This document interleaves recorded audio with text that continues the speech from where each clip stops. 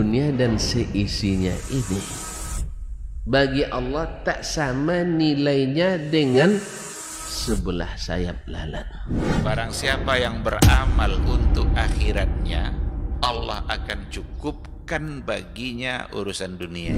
Sayati zamanun 'alan nasi as-sabiru fihim qalqabit al-jamarah.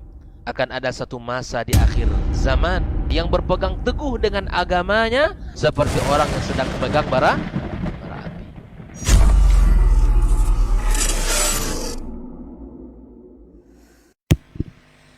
Baik. Bismillah. Assalamualaikum warahmatullahi wabarakatuh. Innal hamdalillah nahmaduhu wa nasta'inuhu wa nastaghfiruh wa na'udzubillahi min shururi anfusina wa min sayyiati a'malina. Man yahdihillahu fala mudhillalah wa may yudlil fala hadiyalah. Asyhadu an la ilaha illallah wahdahu la syarikalah wa asyhadu anna Muhammadan abduhu wa rasuluh la nabiyya ba'dah amma ba'd. 91,1 FM Radio Robani merajut ilmu dan peradaban, generasi Robani dan pemirsa KMTV dimanapun antum dan antuna berada. Alhamdulillah untuk kesempatan hari ini kita bersyukur kepada Allah Subhanahu wa taala. Selawat dan salam kepada Rasulullah sallallahu alaihi wasallam. Kita kembali di Diktat Dialog Keilmuan Islam bersama Ustaz, dan alhamdulillah untuk hari ini kita sudah bersama ketiga narasumber dan guru-guru kita yang sudah meluangkan waktu beliau di sela-sela kesibukan, dan kita akan membahas sebuah tema yaitu syahwat tersembunyi. Ini seperti apa dan bagaimana nantinya? Apakah nanti akan ada hubungan juga dengan tahun ke depan atau seperti apa? Nanti kita akan dengarkan penjabaran dari masing-masing narasumber kita. Taib, untuk tidak memperpanjang mukadimah generasi Robani dan pemirsa KMTV, kita sapa dulu para guru kita yang sudah hadir di studio. Ada guru kita Ustaz Dr. Dasman Yahya Ma'ali LCM Hafizahullah Ta'ala. Assalamualaikum warahmatullahi wabarakatuh Ustaz. Khair Ustaz ya? Alhamdulillah. Taib, barakallah fiik Ustaz, hayakallah. Kemudian ada guru kita Ustaz Dr. Hidayatullah Ismail LCM Hafizahullah Ta'ala. Assalamualaikum Ustaz. Kabar baik Ustaz ya? Alhamdulillah. Ada guru kita Ustaz Dr. Helmi Basri LCMA Hafizahullah Ta'ala. Assalamualaikum Ustaz. Sehat Ustaz ya? Alhamdulillah. Baik, generasi Romani dan pemirsa KMTV, untuk dia memperpanjang mukadimah, kita akan langsung saja mendengarkan penjabaran mengenai tema kita, syahwat tersembunyi. Kita minta kesediaan guru kita untuk pertama, Ustaz Dr. Dasman Yahya Ma'ali LCMA Hafizahullah Ta'ala. Falyatafadhal masykur Ustaz. Nah.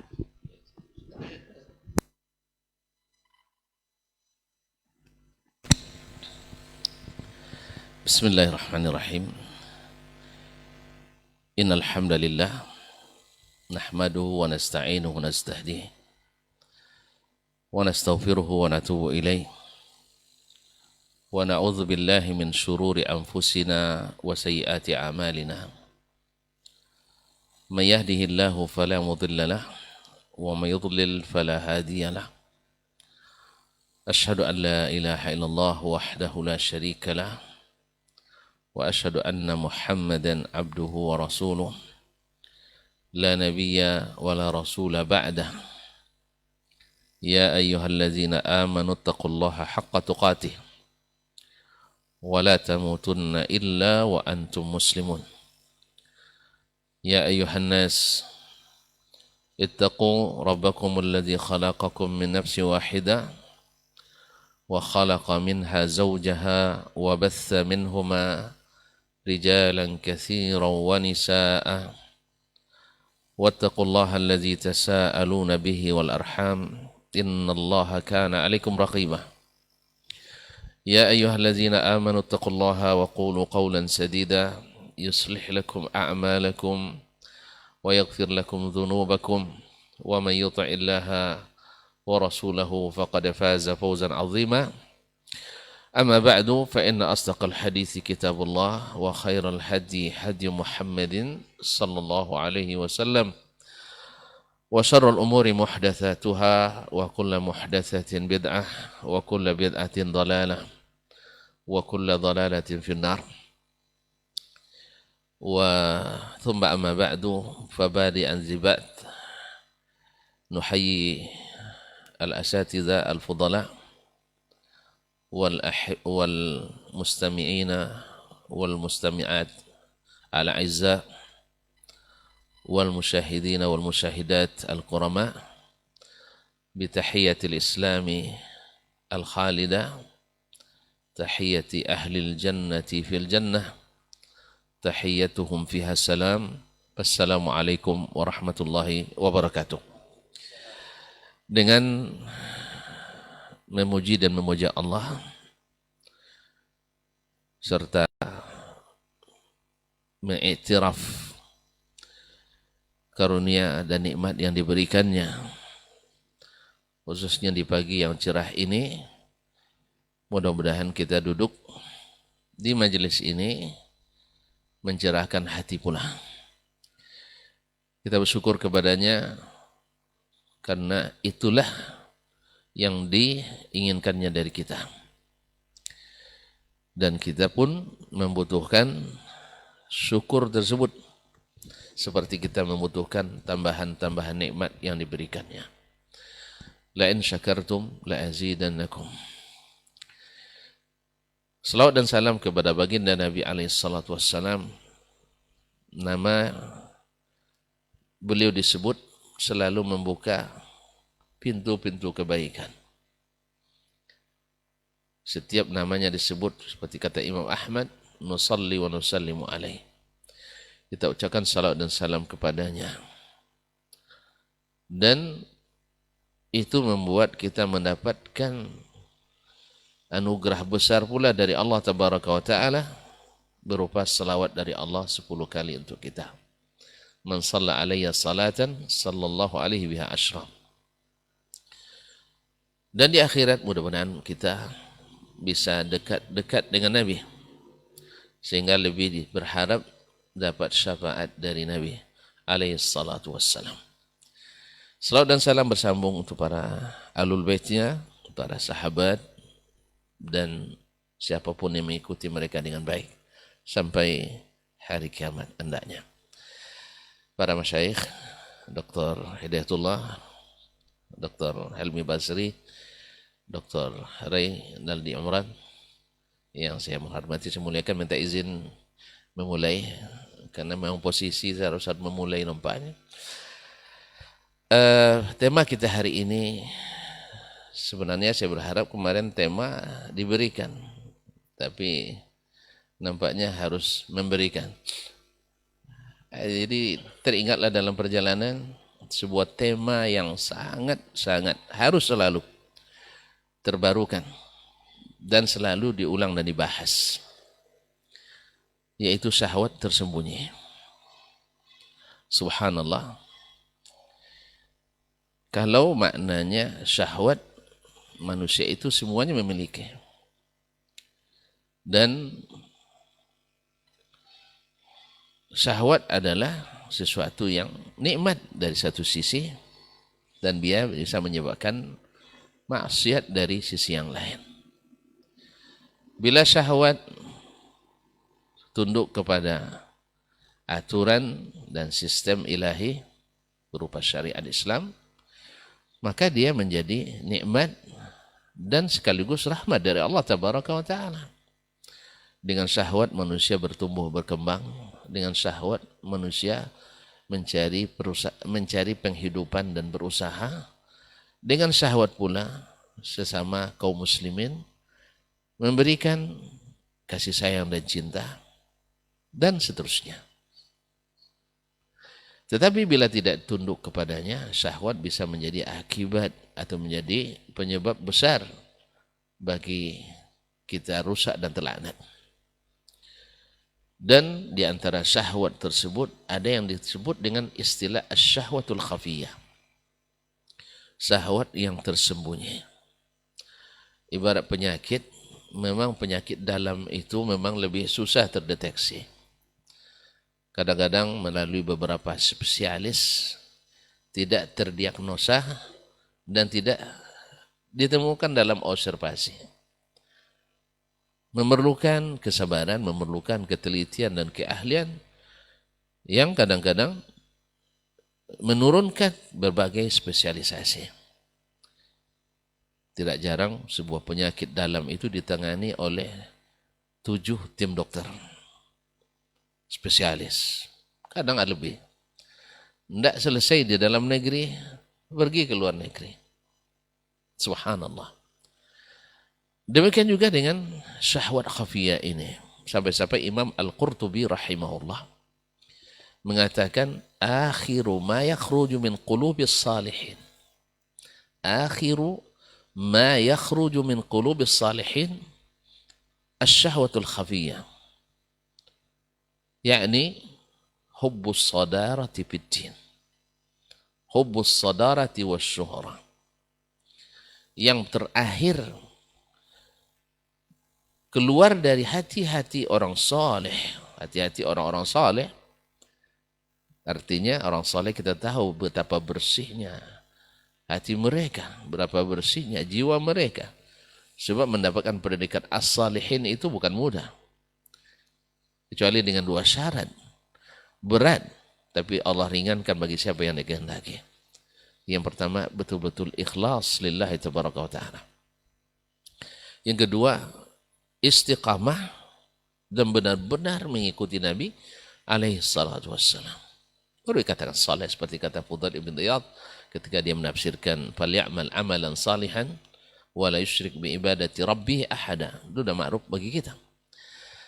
Ma'asyiral mustami'in wal mustami'at wal musyahidin wal musyahidat yang dirahmati Allah Subhanahu wa taala, para pendengar setia 91,1 FM ataupun para pemirsa di KMTV dan media-media lain yang berkolaborasi. Sampai-sampai kaum muslimin, penyakit ini yang terakhir keluar dari orang saleh, yaitu hubbus syuhrati wa ri'asati fid din. Yaitu ingin populer, ingin dikenal, ingin dipuji, ingin disanjung. Subhanallah. Dan ingin selalu di depan, khususnya dalam masalah urusan keagamaan.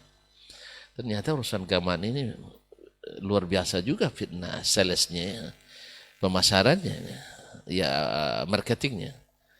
Ternyata banyak orang mengatakan agama itu menyulitkan, tapi banyak yang suka menjadi orang terdepan dalam masalah agama. Harus juga terdepan. Walaupun kadang haknya tidak di depan.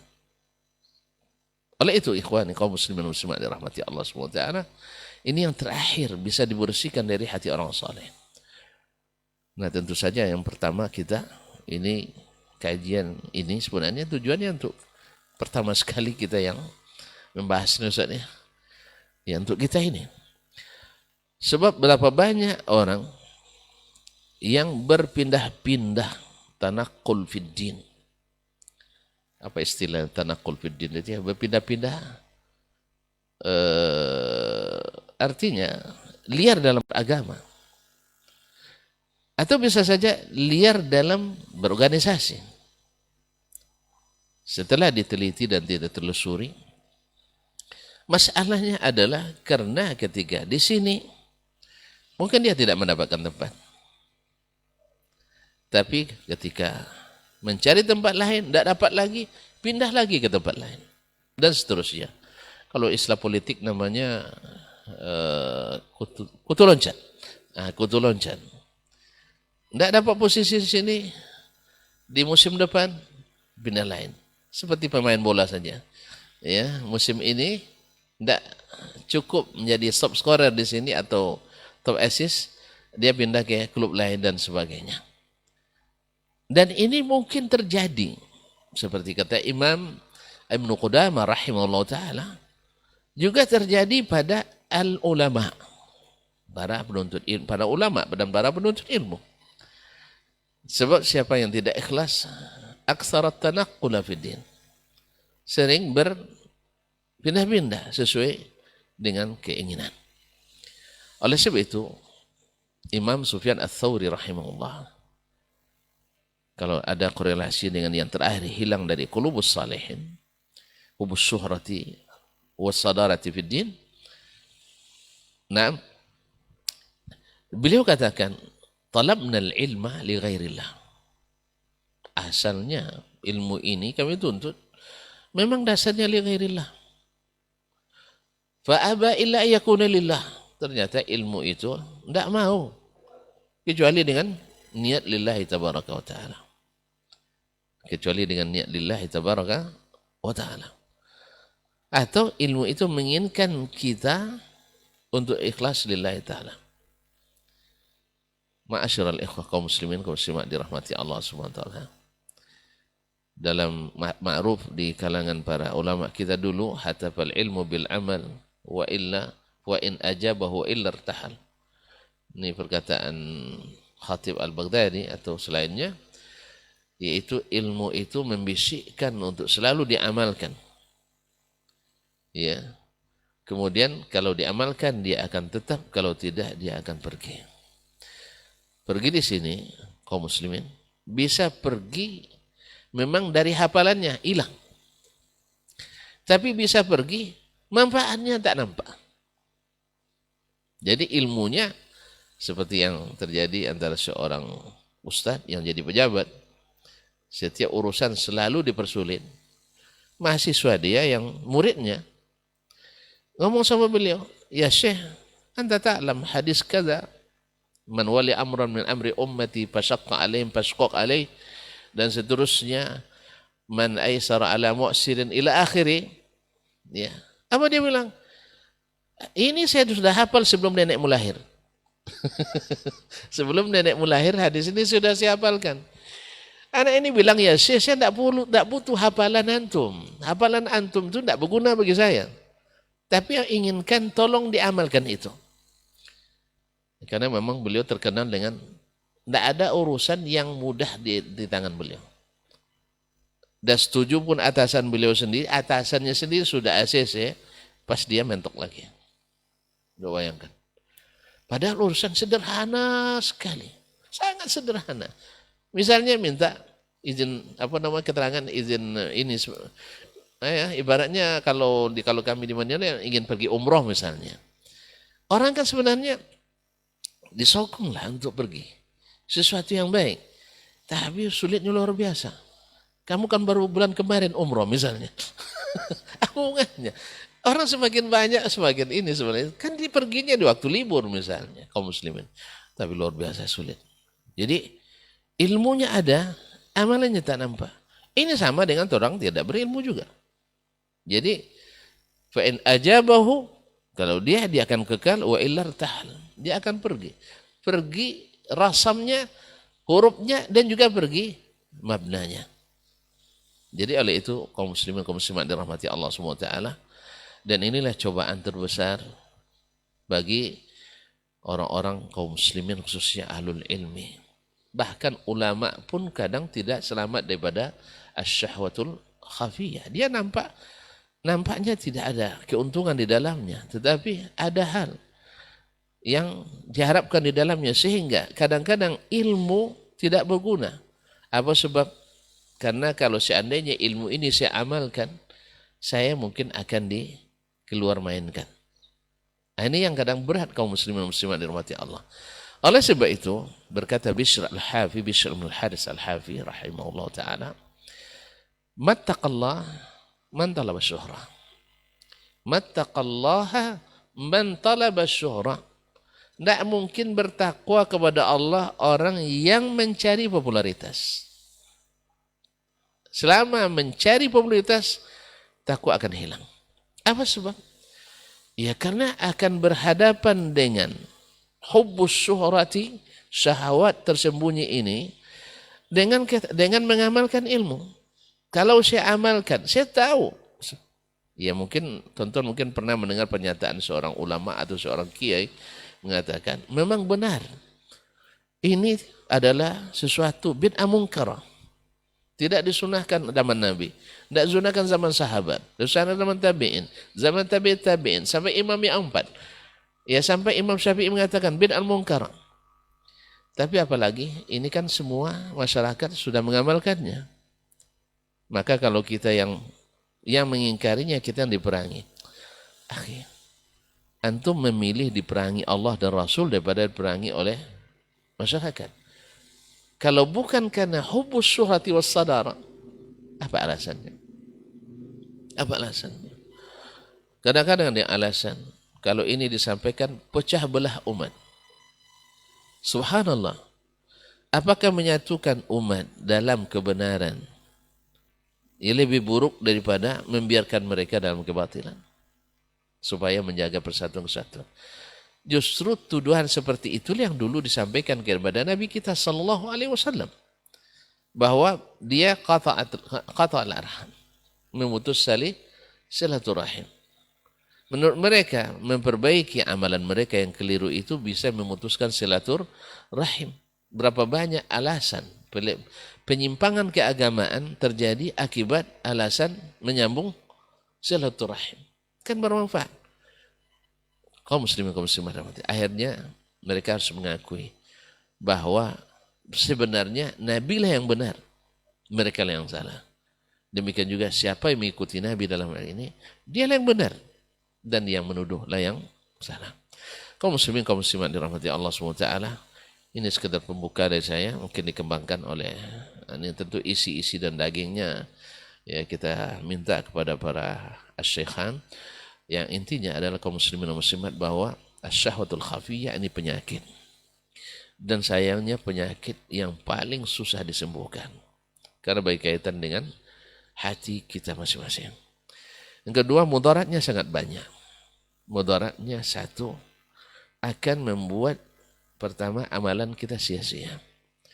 Karena orang yang ingin dipuji oleh manusia namanya ria. Ria menghapus amal. Yang kedua, membuat orang lemah dalam mencari ilmu dan mengamalkannya.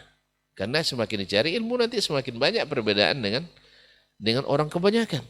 Akhirnya tidak usah nambah ilmu lagi. Nanti nambah tambah susah lagi, diamalkan itu tidak. Yang ketiga, akan menghilangkan ketakwaan dari kita. Sebab selalu dihadapkan pada polemik. Ikut masyarakat dengan dengan garansi popularitas kita tidak jatuh. Atau kita ikuti apa yang Allah dan Rasulnya inginkan dengan resiko awalnya jadi ustadz kondang, tiba-tiba jadi ustadz kandang. Ya, soalnya ustadz kodok diundang, tiba-tiba nanti turun menjadi berikat ustadz kandang yang kadang-kadang diundang. Ini kelima, kita berpotensi disesatkan. Dan syaitan memang sangat halus, bahwa orang sesat tak pernah merasa sesat. Karena kalau dia merasa sesat, dia tak akan tersesat. Orang berbuat sesuatu dalam agama, tidak sadar bahwa itu sesuatu yang salah. Kalau dia salah, tahu yang salah, tentu tidak akan dia lakukan. Nah, hubus as-sadara, ingin selalu di depan dalam agama, ini termasuk penyakit yang terakhir yang keluar dari hati orang-orang saleh. Oleh sebab itu, doa kita selalu, mudah-mudahan Allah SWT membersihkan hati kita daripada asyahwatul khafiyah ini, yang diingatkan oleh Nabi SAW dalam hadis mazibani ja'i'ani akhwafu ma akhafu alaikum ma akhafu alaikum minal ghanami na'am mazibani ja'i'ani bi akhwafa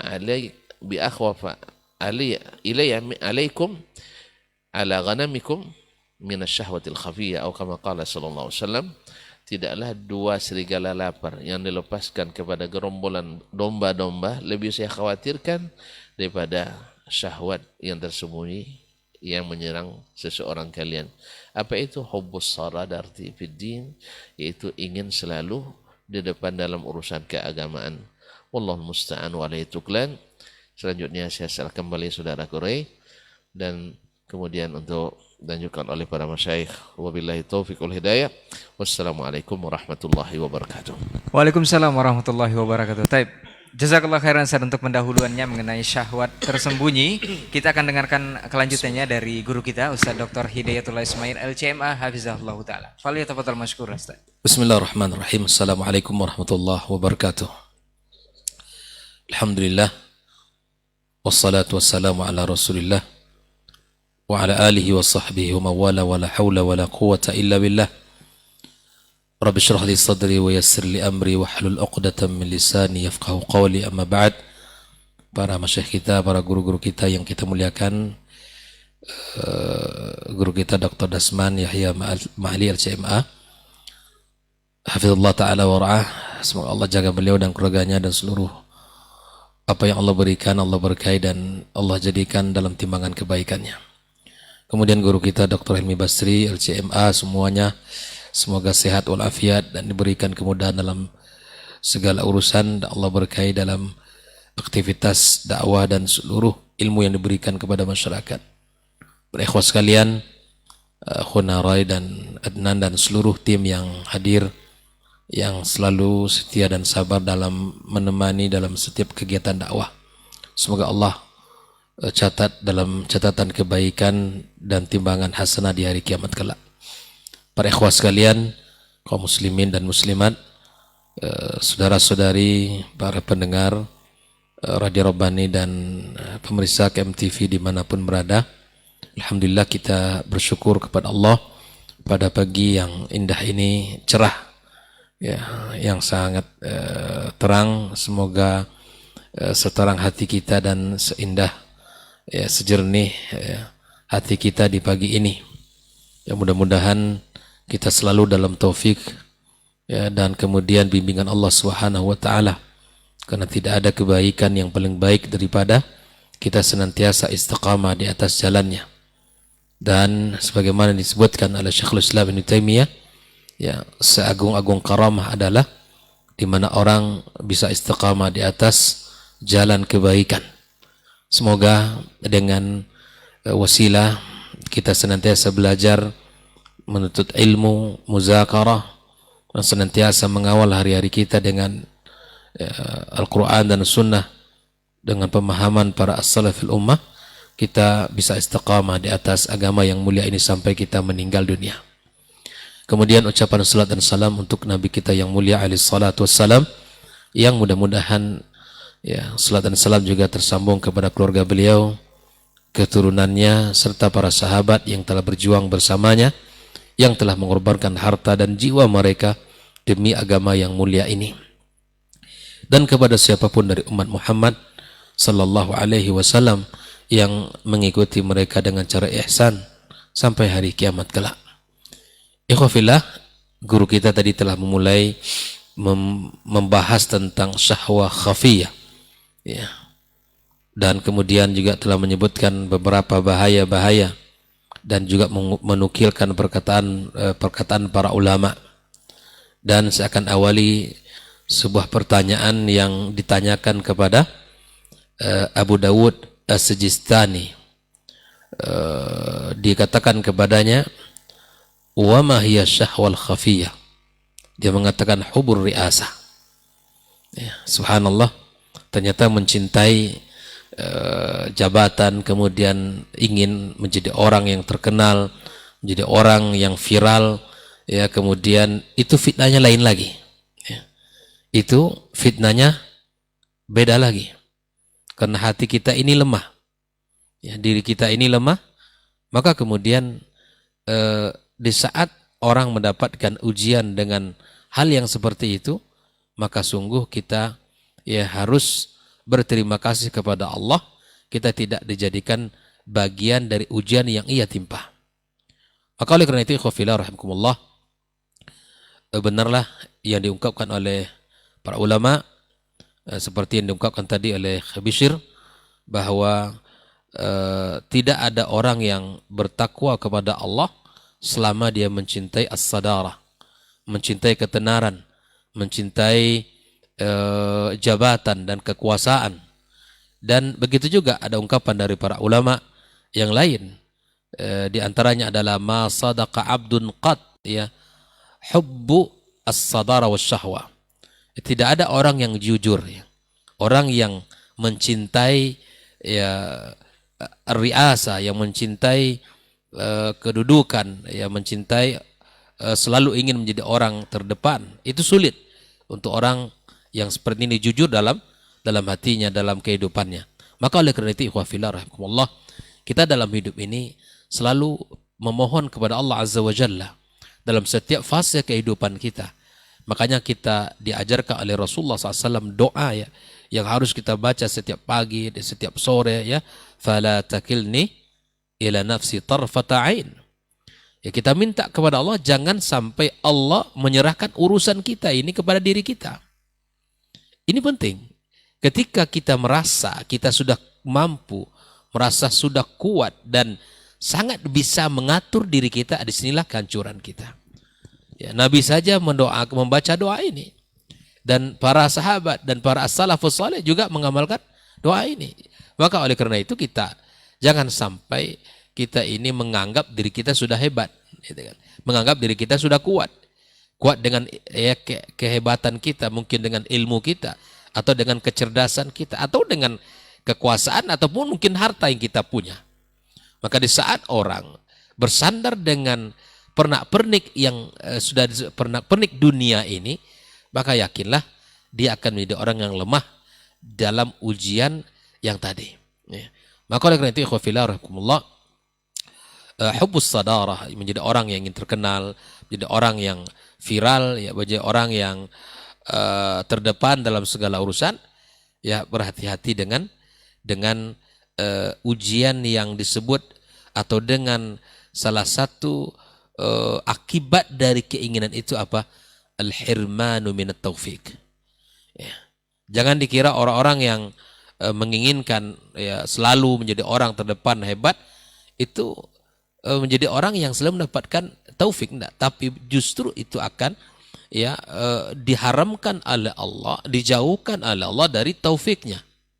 Seperti mana Rasulullah SAW sampaikan kepada Abdurrahman ibn Samurah, ya ketika dia dinasihati oleh Nabi SAW, dia mengatakan, ya Abdurrahman, la tas'alil imarah, jangan engkau minta itu kepemimpinan, kekuasaan, ya.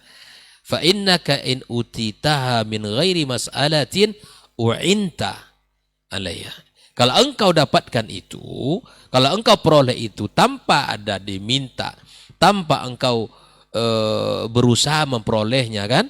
Tanpa engkau berusaha untuk merebutnya, mungkin merebutnya bahkan mungkin dengan menjelek-jelekkan orang pula, gitu kan?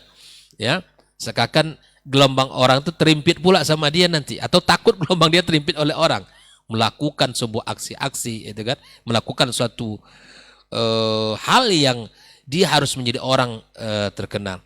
Karena banyak juga memang di antara sifat ya hasad di antara manusia itu apa?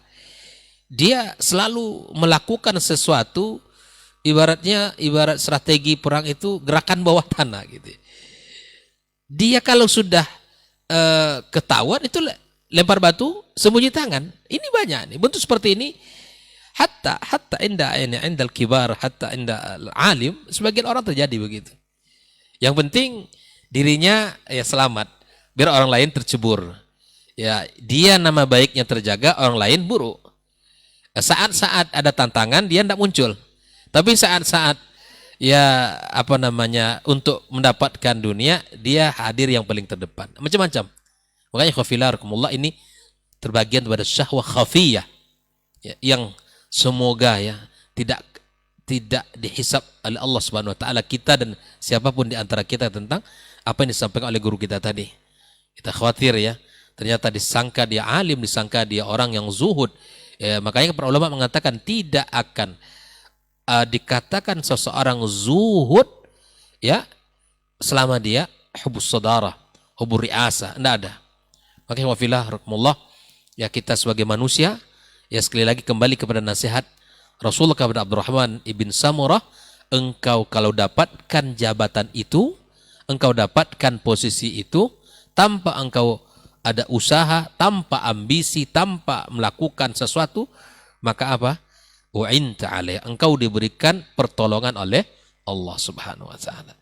Tapi kalau dilakukan dengan cara curang, dilakukan dengan cara penuh tipu muslihat ya, kemudian memakai bahasa-bahasa agama untuk mendapatkan apa yang diinginkan, tapi pada sesungguhnya yang disampaikan itu khilaf alal haq misalnya, maka hati-hati, itu akan menjadi perkaranya bukan ringan di dunia, tapi akan menjadi perkara berat di hari kiamat kelak. Saya akan tunjukkan satu kisah di mana ya orang yang ditolong Allah Subhanahu wa taala tanpa dia memperoleh jabatan itu dengan ambisi adalah Umar bin Abdul Aziz ya. Seorang ulama dan penguasa yang subhanallah masuk pada list nama-nama yang diusulkan untuk menjadi khalifah. Ya kan? Bayangkan. Subhanallah. Dia naik atas mimbar, dia mengatakan, ya saya adalah dipilih oleh si fulan. Bukan saya menginginkan jabatan ini. Saya ditunjuk. Maka jika seandainya kalian melihat saya dalam kebaikan, maka dukung saya. Dan jika seandainya saya, apa yang saya lakukan salah, maka ingatkan saya. Coba. Jadi subhanallah, begitu tulusnya seseorang kalau sudah menjadi sesuatu yang dipilih itu bukan dengan cara diambisi dan cara-cara yang untuk mendapatkan dengan cara-cara yang kasar gitu. Lalu kemudian ikhwafillah, apa yang terjadi? Taufik yang Allah berikan kepadanya, 2 tahun tidak ada orang yang mustahik zakat. 2 tahun selama dia pemimpin menjadi seorang ya khalifah, kalau dikatakan khalifah, seorang ulama, alim, orang semuanya suka. Karena dia alim dan dia tidak mau itu, tapi diberikan posisi itu. Tetapi apabila dia sudah mendapatkan posisi itu, maka dia bertakwa kepada Allah Azza wa Jalla, ya, kemudian dia berhati-hati sehingga dalam masa kepemimpinannya itu, karena dia diberi taufik oleh Allah, dibimbing oleh Allah, dia tidak ada orang yang ya berhak menerima zakat. Ya, beda dengan kita. Ya, keluar rumah 1 langkah nampak kiri kanan itu langsung. Tidak susah, gitu kan? Ya subhanallah. Semoga Allah berikan kemudahan kepada para pemimpin kita untuk menjalankan amanah-amanah mereka, kan begitu. Maka ikhwafil, ini salah satu contoh dari sekian banyak para ulama yang diberikan amanah kepada mereka dan mereka punya kekuasaan untuk memperbaiki kondisi. Ini kapan bisa? Kalau dia tidak ambisi untuk itu. Tapi kalau sudah berkorban dulu gitu ya, untuk mendapatkan itu, berjuang dia 1/2 tahun menjelang itu, belum lagi nanti yang namanya baju, belum lagi nanti kartu nama, belum lagi nanti spanduk-spanduk. Saya kira ini tentu perjuangannya berat ini. Makanya orang yang ambisi kalau tak jadi apa? Menyesal. Ya, banyak itu rumah sakit jiwa itu yang berisi setelah kalau tidak jadi. Banyak orang yang keluar tanpa pakai celana, banyak orang yang tanpa baju. Kenapa? Ambisi. Tak duduk, dia terduduk jadinya. Ambisi. Kalau orang, saya teringat perkataan Ustaz Dasman candaan, tapi semoga Allah ijabah doanya ya. Kata beliau, saya akan menjadi presiden. Ada kawan tuh nggak percaya dia, nggak mungkin Ustaz katanya kan. Ya bisa saja. Kalau orang semua Indonesia ini milih dia untuk jadi presiden, jadi. Tapi ya kita doakanlah gitu kan. Ya semoga beliau diberikan umur panjang, sehat badan, Allah berikan amanah yang bisa merubah kondisi ini. Ya, walaupun ini candaan, tapi kemudian, tapi ya semoga Allah ijabah ya doa-doa antum yang saleh ini semuanya. Ya subhanallah. Ya maka kalau terpilih jangan nolak nanti. Ini ada menterinya nih. Jadi kalau orang ambisi tentu ada nanti yang akan dirasakan ya. Hirmanu taufik. Ya. Allah jauhkan dia dari taufik Allah Subhanahu wa taala. Nah, oleh karena itu ikhwafillah, bagaimana kita harus lepas dari kondisi yang seperti ini? Tidak ada jalan melainkan al-luju' ilallah war-ruju' ilaihi wat-taubah. Tidak ada jalan kecuali kita harus kembali segera kepada Allah Azza wa Jalla, memohon as-sadad, memohon keikhlasan, taufik, pertolongan, bimbingan ya kepada Allah Subhanahu wa taala. Itu yang bisa kita minta kepada Allah Azza wa Jalla dalam setiap langkah, dalam setiap perjuangan. Ya, dalam skala besar misalnya, ya, dalam skala besar mereka subhanallah ya meminta kepada Allah Azza wa Jalla. Dalam skala kecil misalnya dalam rumah tangga kita lah. Institusi yang paling ya, kita miliki adalah rumah tangga kita. Kita punya istri, punya anak ya, dan kita minta taufik kepada Allah. Dalam lembaga-lembaga pendidikan. Ya, lembaga-lembaga yayasan, lembaga institusi pendidikan, misalnya kampus ya, macam-macam. Maka semua itu kepada siapapun yang telah diberikan amanah kepadanya, jangan lupa kepada Allah Subhanahu wa taala. Ini gimana? Pemimpinnya nggak sholat, kena mendapatkan taufik, gitu kan? Pemimpinnya nggak nampak di barisan pertama, gitu. Ya, dalam skala kebaikan, nggak nampak begitu. Ikhwafillah, ya, ini yang kita harus lakukan dalam hidup ini. Yang pertama minta kepada Allah taufik, minta kepada Allah as-sadad, minta kepada al-auna, ya, minta pertolongan kepada Allah Subhanahu wa taala. Kalau kita jujur dalam permintaan, insya Allah Allah akan berikan permintaan itu kepada kita. Ya. Makanya nasihat yang sangat mahal kepada Abu Dzar, ya, radhiyallahu taala anhu. Ya, kenapa tidak diberikan? Nabi SAW faham, ya, innaha amanah. Sebelum itu dia mengatakan innaka dha'if. Ya, engkau laki-laki yang lemah wahai Abu Dzar. Walaupun dia seorang hamba Allah yang saleh, yang taat beribadah kepada Allah Azza wa Jalla, tapi ternyata tidak semua orang, ya, yang taat kepada Allah itu berhak untuk memegang riasah. Innaha amanah. Sesungguhnya kepemimpinan itu adalah amanah yang besar di hadapan Allah Subhanahu wa taala yang akan dimintai pertanggungjawaban oleh Allah Subhanahu wa taala. Akan hari di mana manusia akan hina di hadapan Allah, akan menyesal atas segala apa? Atas segala yang telah ia lakukan ketika di dunia ini. Maka itu ikhwafillah, taufik itu kita dapatkan di saat kita kembali kepada Allah Subhanahu wa taala. Taufik itu bisa kita peroleh di saat kita mengaku diri kita lemah, di saat kita kembali kepada Allah dengan panduan agamanya. Ya, jangan sampai, ya, kehebatan kita, kecerdasan kita, tim kita, ya, orang-orang yang berada di sekeliling kita, itu menjadi sebuah jaminan uang kita yang sekian miliar, gitu kan? Tim yang kokoh, ya, yang kuat, ya, yang semua itu adalah, ya, wasilah yang mudah-mudahan dengannya kita diberikan taufik oleh Allah. Antum yang melakukan itu diberikan taufik oleh Allah Subhanahu wa taala.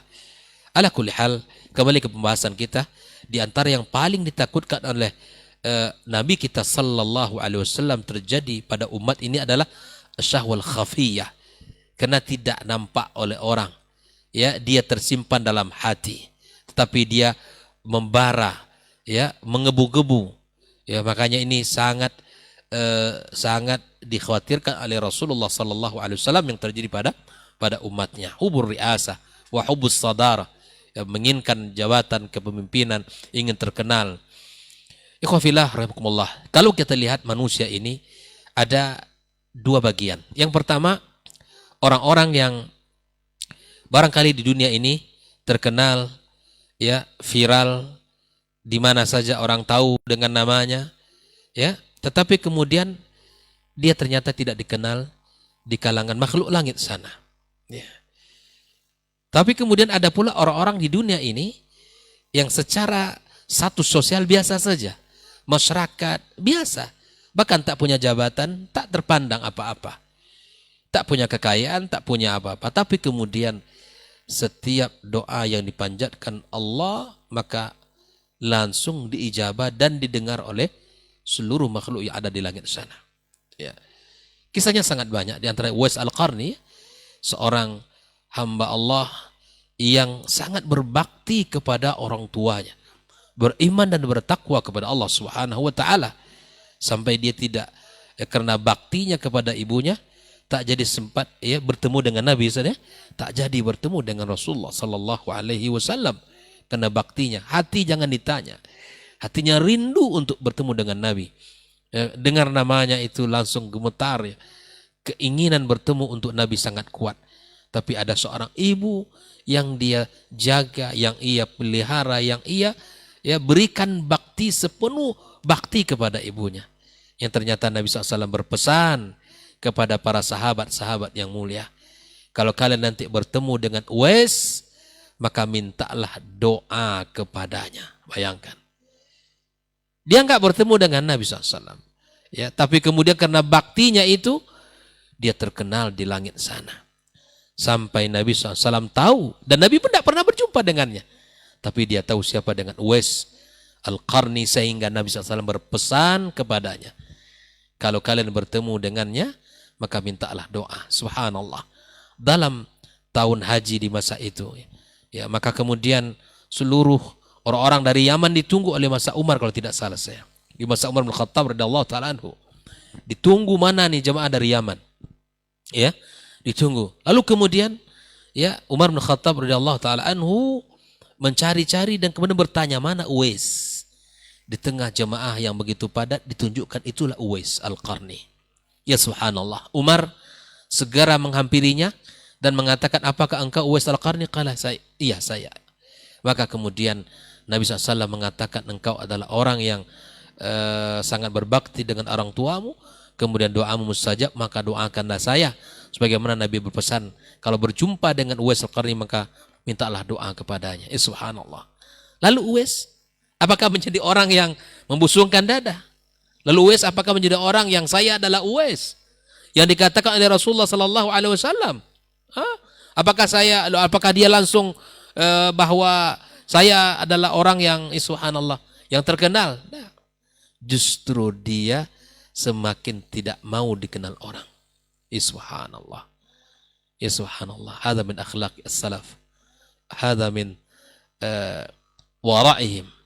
Ini wara' ya, yang subhanallah. Tidak mau mereka semua ini dikenal di dunia. Cukuplah apa yang mereka kerjakan adalah dari Allah Subhanahu wa taala yang menilainya dan memberikan catatannya. Ikhwafillah rahmatullah. Karena itulah niat sangat penting dalam urusan amal ibadah kita. Niat menjadi kata kunci ibadah kita diterima atau tidaknya. Lihatlah bahayanya niat itu. Tidakkah kita mendengar hadis Nabi sallallahu alaihi wasallam, awwalu man tusa'ru bihim an-nar yaumal qiyamah thalatha. 3 kelompok orang yang pertama kali Allah akan masukkan mereka ke dalam neraka. Yang pertama alim, kedua mujahid, yang ketiga qari. Si alim berkata, aku belajar di jalan aku untuk mengajarkan orang, berdakwah, mengajarkan Islam. Tapi apa yang terjadi ketika dia mengatakan itu? Kadzabta, kata Allah. Nas'alallah salam wal afiyah. Engkau belajar, engkau agar dikatakan alim, walaqad qila. Dan itu telah dikatakan, engkau telah mendapatkannya di dunia. Engkau telah memperolehnya di dunia. Engkau disanjung, engkau dipuji, engkau dihormati. Dan engkau bangga dengan kondisi itu. Yang kedua, datang orang yang didatangkan seorang mujahid yang syahid fisabilillah. Dia berkata, ya Allah, aku berjihad di jalanmu sampai aku mati. Maka Allah katakan, kadzabta, engkau dusta. Engkau berjihad agar engkau dikatakan seorang yang pemberani. Walaqad qil, dan itu telah dikatakan di dunia. La ilaha illallah. Maka dimasukkan ke dalam neraka. Yang ketiga, seorang qari. Ya Allah, aku telah belajar Al-Quran, aku baca Al-Quran di jalanmu, aku ajarkan Al-Quran kepada orang. Allah katakan dengan perkataan yang sama, kadzabt, engkau berdusta. Engkau baca Al-Quran agar dikatakan engkau qari, dan itu telah dikatakan di dunia. Khafillah rahimakumullah. Maka inilah 3 orang yang akan dimasukkan Allah ke dalam neraka. Dan amalnya bukan amalan sederhana. Coba menjadi alim, mujahid, kemudian qari. Itu amalan-amalan mulia. Tapi kemudian apa yang menyebabkan mereka ini menjadi orang yang pertama dimasukkan Allah ke dalam neraka? Masalahnya masalah niat. Masalahnya adalah masalah niat. Karena niat itulah yang menjadi akan diterima atau tidaknya amal ibadah kita oleh Allah Subhanahu wa taala. Oleh karena itu ikhwafillah, kita perbarui niat kita dalam setiap kondisi kita dan keadaan kita. Jaddidu, perbaiki, perbaharui niat kalian. Karena niat itu bisa berubah dia. Niat itu bisa berubah bolak-balik Seperti mana Nabi SAW sebutkan dalam hadisnya banyak sekali tentang niat ini. Misalnya kan orang-orang yang ingin tidur, sebelum tidur dia berwudu, kemudian berniat untuk salat malam, salat malam, lalu kemudian ambil ikhtiar, bahkan mungkin pakai jam beker, lalu kemudian jam beker berbunyi, dia tidak bangun, maka dengan niat salat malamnya itu dia telah mendapatkan pahalanya. Tapi bisa berubah, jam beker bunyi dimatikan. Nah, tentu ada sesuatu di situ. Kalau tadi yang pertama adalah Allah bersedekah kepadanya dengan niatnya itu, Allah berikan pahala walaupun dia tidak salat malam. Maka terkadang para ulama mengatakan, coba tulang Ustaz ya, bahkan niat seseorang terkadang lebih baik dari amalnya. Ini kondisinya seperti itu. Tapi nggak cukup niat terus gitu kan. Tapi kemudian kita harus berusaha. Andaikan tidak terlaksana apa yang kita niatkan, ya Allah berikan pahala itu kepadanya. Bukankah satu kebaikan yang diniatkan belum dilakukan, ya tercatat satu kebaikan. Ini menunjukkan kasih sayang Allah kepada manusia, orang-orang beriman. Tapi sebaliknya ketika niat buruk itu dihadirkan dalam hati tapi tidak dicatat satu keburukan sampai dia mengerjakan. Ya subhanallah. Ini adalah agama yang rahmah, agama yang penuh dengan kebaikan, agama yang penuh dengan ya kasih sayang.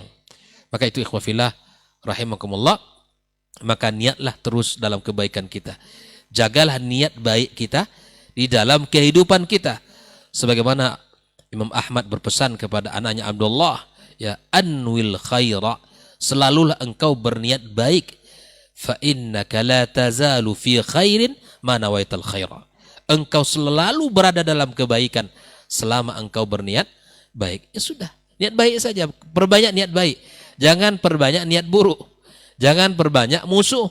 Jangan perbanyak lawan, tapi cari kawan, cari sahabat. Ya, selalulah berbuat baik. Ya, selalulah kita ingin melakukan yang terbaik untuk diri kita dan agama Allah Subhanahu wa taala. Gitu kan. Jangan perbanyak musuh. Ya, karena itu akan menyulitkan kita. Karena kita akan diminta nanti pertanggungjawaban di hari kiamat oleh Allah Subhanahu wa taala. Perbanyaklah sahabat. Maka di antara caranya saling silaturahim, ya, menjaga hubungan dengan saling berkunjung. Ya. Tapi ya ingat, ya, kalau berkunjung ya siap-siap pula mengunjungi gitu kan. Terkadang manusia ini subhanallah kita snudhannya bahwa kemudian ada udzur-udzur syar'inya. Tapi begitulah kita membalas kebaikan dengan kebaikan. Oleh ikhwafillah rahimakumullah, inilah barangkali yang bisa saya sampaikan bahwa syahwat khafiyah itu berbahaya dalam kehidupan kita dan itu akan menjadi penghalang dari orang-orang yang jika tidak memiliki niat yang lurus, maka dia tidak akan mendapatkan taufik dari Allah Azza wa Jalla. Dia tidak mendapatkan pertolongan dari Allah Subhanahu wa taala.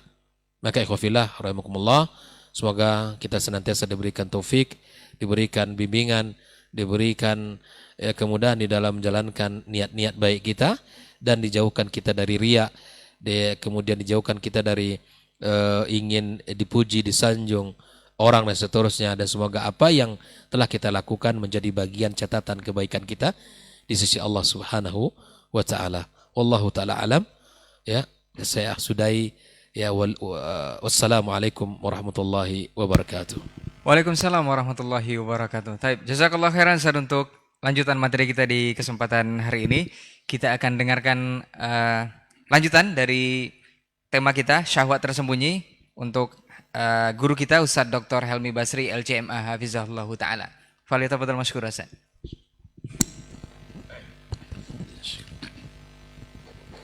Bismillahirrahmanirrahim. Assalamualaikum warahmatullahi wabarakatuh. Alhamdulillahirabbil alamin wal aqibatu lil muttaqin wala udwana illa 'alal zalimin. Asyhadu an la ilaha illallah wahdahu la syarikalah wa asyhadu anna Muhammadan abduhu wa rasuluhu la nabiyya wal rasula ba'da. Yang sama-sama kita hormati dan kita muliakan guru-guru kita yang sudah lebih dahulu menyampaikan ilmu yang berkaitan dengan judul kita, Dr. Dasman, Dr. Hidayatullah. Semoga keduanya selalu dijaga oleh Allah Subhanahu wa taala. Saudara Ray, ikhwah yang hadir di studio, dan seluruh pendengar serta yang menyaksikan acara kita pada pagi hari ini, sahabat-sahabat Rabbani dan pecinta KMTV dimanapun berada, semoga kita semua selalu dimudahkan oleh Allah Subhanahu wa taala untuk taat dan istiqamah. Tiada kata yang lebih pantas untuk kita ucapkan pada pagi yang baik ini kecuali memperbanyak ungkapan puji kita dan syukur kita kepada Allah Subhanahu wa taala.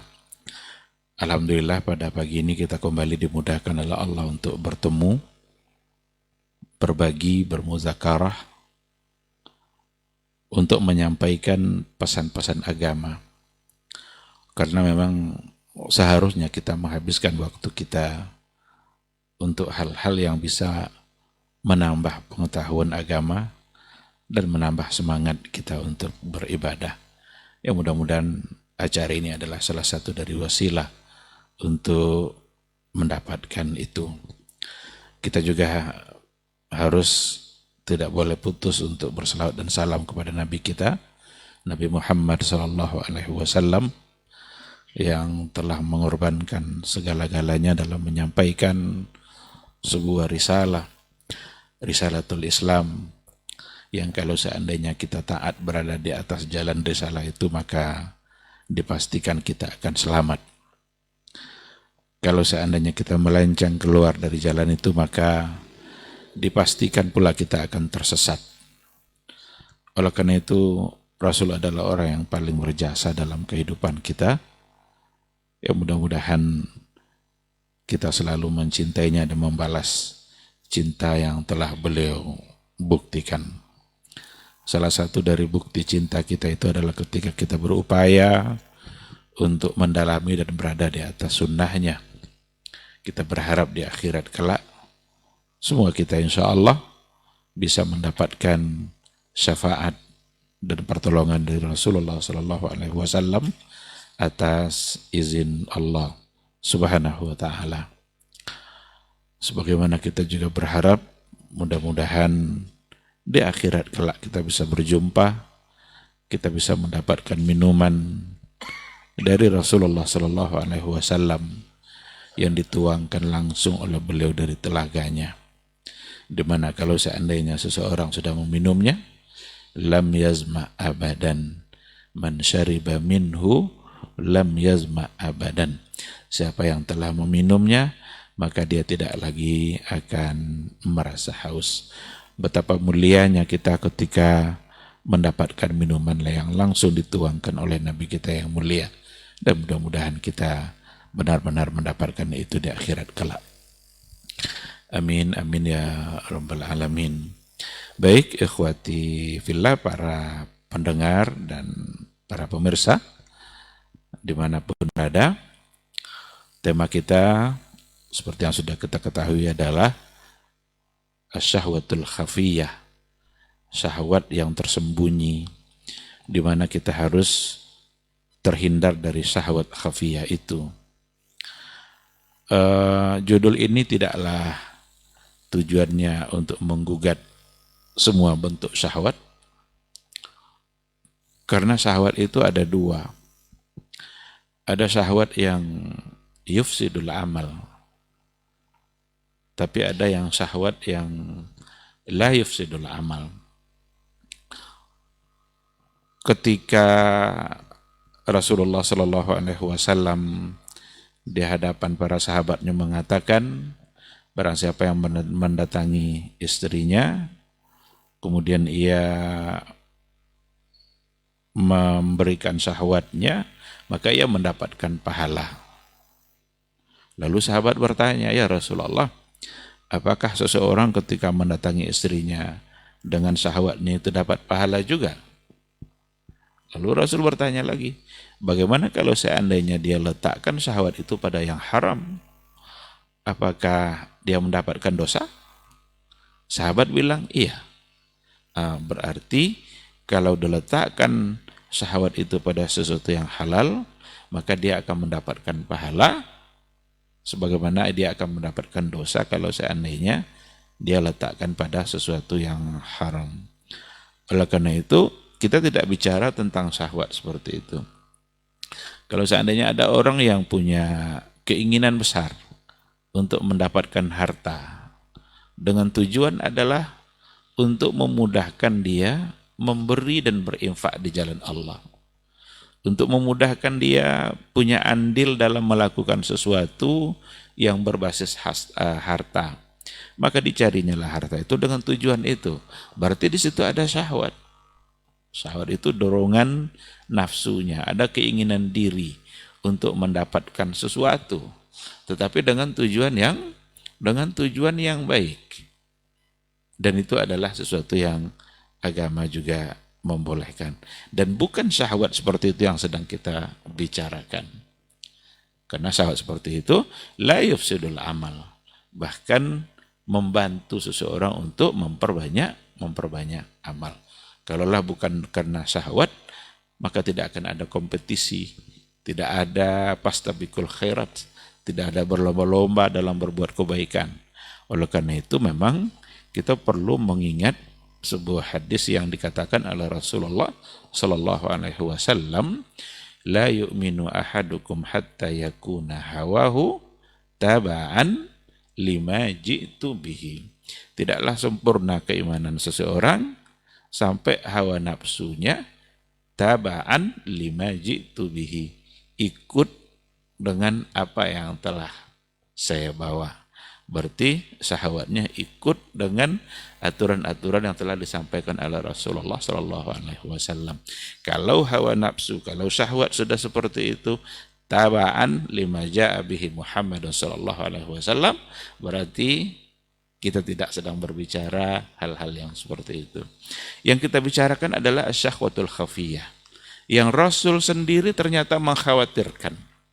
Karena ada pada riwayat yang tadi juga sudah diulang-ulang, dan ada dalam lafaz yang berbeda juga, di mana Rasulullah sallallahu alaihi wasallam mengatakan, amrun atakhawwafu ala ummati asyirka wa syahwatal khafiyah. Perkara yang saya khawatirkan ada pada umat saya itu adalah asyirk, syirik, wa syahwatal khafiyah, dan syahwat yang tersembunyi. Nah, kalaulah Nabi saja mengkhawatirkan, apalagi kita tentu akan harus lebih mengkhawatirkan lagi. Sesuatu yang dikhawatirkan oleh Nabi itu terjadi, berarti itu adalah sesuatu yang salah. Nah, oleh karena itu perlu kita memahami bersama apa itu syahwatul khafiyah, seperti apa, bagaimana cara terhindar darinya.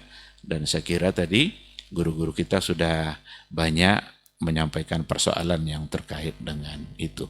Di mana di antara makna syahwatul khafiyah, ya hubbus sadarah, ingin selalu berada di depan.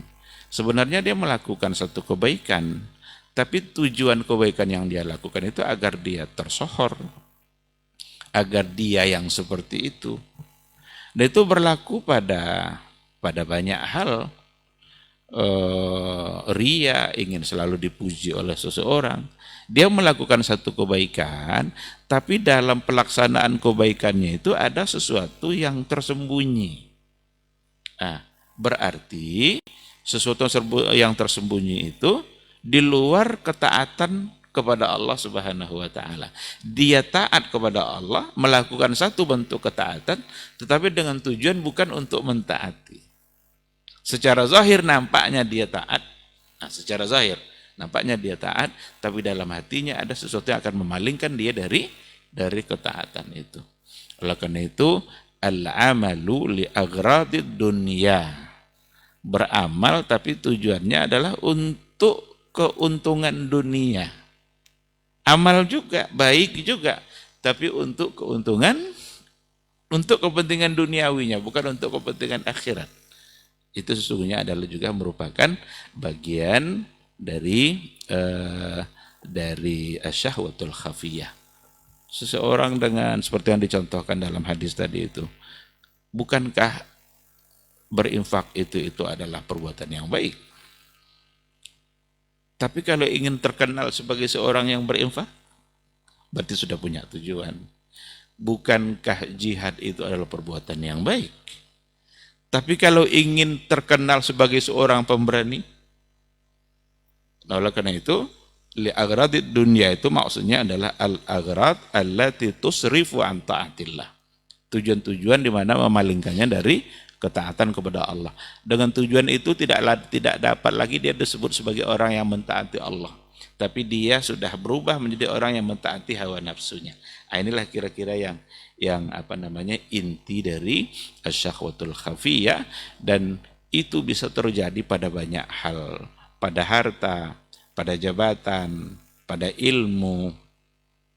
Bisakah ada syahwatul khafiyah pada ilmu? Ada, bisa. Seseorang yang selalu ingin terdepan dalam persoalan ilmu. Kalau ada masalah ini ingin dia terus yang disebut-sebut oleh orang. Kalau ada dalam persoalan begini mesti dia yang disebut-sebut oleh seseorang. Ulama dulu benar-benar berhati-hati dalam persoalan ini. Dalam persoalan fatwa umpamanya halal dan haram. Ada di antara ulama pada masa Imam Ahmad, ketika ada seseorang yang ditanya, ya Syekh, ya Imam, ini kira-kira masalah ini apa hukumnya? Tolong beritahu saya. Yang Syekh yang ditanya tadi, itu merasa ada orang lain yang lebih pantas untuk memberikan jawaban itu. Maka ditunjuknya lah, jangan saya lah yang menjawab ini. Coba kamu datang pada si fulan. Datanglah dia pada si fulan. Yang kedua bilang, kayaknya ada orang yang lebih pantas untuk menjawab ini. Silakan datang kepada si fulan. Yang C, D, sampai pada akhirnya yang terakhir menunjuk lagi kepada orang yang pertama. Orang pertama tadi, oh ini yang paling pas menjawab ini Imam Ahmad nih katanya. Yang menjawab ini nih orangnya. Berarti ada semacam satu bentuk apa itu istilahnya itu ya. Di hati dia itu benar-benar ingin mengedepankan orang lain dalam memberikan sesuatu, padahal sesungguhnya dialah yang paling pantas. Tapi kalau ada orang, pokoknya kalau ada masalah bawa sini, saya selesaikan semua itu. Seolah-olah yang lain tidak ada yang mampu untuk memberikan hal yang sama. Ini sebenarnya kita khawatir di balik itu jangan-jangan ada asyahwatu al-khafiyah, dan itu tentu saja menjadi sesuatu yang tidak baik. Rasul mengkhawatirkan berarti karena dia berbahaya. Kenapa berbahaya? Ya jelas karena itu persoalan niat, persoalan hati. Bukankah hati itu pangkal dari segala-galanya? Kalau seandainya kan dalam setiap tubuh manusia itu ada segumpal daging. Idza saluhat saluha al-jasadu kullu wa idza fasadat fasada al-jasadu kullu. Kalau seandainya yang segumpal itu baik nanti yang lainnya. Tapi kalau itunya yang sudah rusak, maka rusak pula yang lain. Kan seperti itu. Ala wahyal qalb, itulah hati. Berarti asyahwatul khafiyah itu sudah akan benar-benar merusak hati, dan kalau hati sudah rusak, niat sudah rusak, berarti itu akan berpengaruh nanti pada rusaknya yang lain. Ada pada masa dahulu kisah-kisah para hukama pada masa tabi'in, atau pokoknya pada zaman yang terdahulu di generasi salaf. Ada seseorang yang dia juga tidak pernah dikenal. Ketika itu lama sekali sudah tidak hujan. Diadakan pun salat istisqa, belum juga turun hujan. Tapi ada seseorang yang tidak dikenal tadi itu, dan dia taat kepada Allah Subhanahu wa ta'ala. Dia tersendiri, dia menyendiri, dia tidak ingin diketahui oleh siapapun. Di malam hari dia masuk ke masjid, kemudian dia berdoa kepada Allah, ya Allah mudah turunkan hujan, dan ternyata memang hujan turun. Ternyata ada yang melihat dia,